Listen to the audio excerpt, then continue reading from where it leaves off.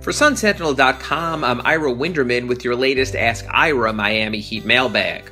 Our first question today comes from David in Plantation, who says, Ira, I know you must be inundated with Chris Bosh questions, but with training camp just a month away, surely there must be a deadline on whether Bosh can or cannot play. It really has to be a distraction and might be too much for Eric Spoelstra to develop multiple game plans based on that decision. David, there is no deadline, just like there was no timetable when Chris was lost in midseason each of the last 2 years with his blood clots. That doesn't mean that the clock isn't running on Chris, though, because these days most players arrive in training camp ready to go, in shape enough to pass the team's conditioning test and basically hit the court running.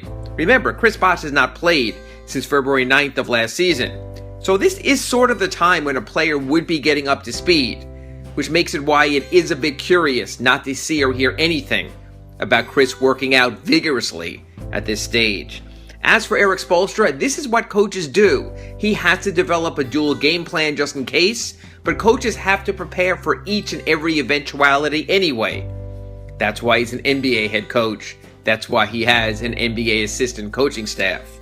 Our second question comes from Matt in Boynton Beach, who says the thought of a defensive lineup of Briante Weber, Josh Richardson, Justice Winslow, Hassan Whiteside, and either Goran Dragic in the small ball lineup or Chris Bosh sounds appealing.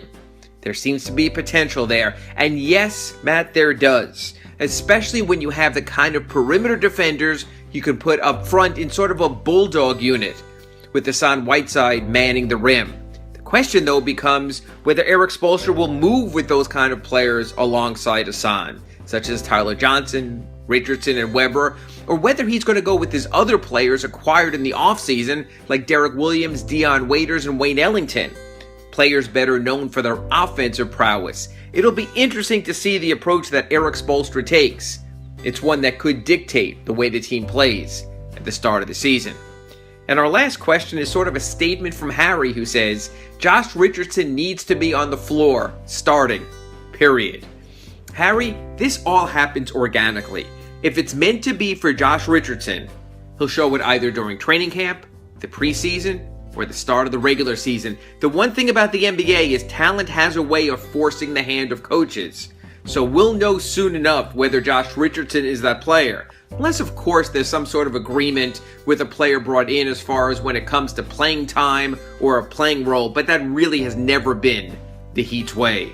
Those are today's 3 questions. We'll be back tomorrow with 3 more. For SunSentinel.com, I'm Ira Winderman.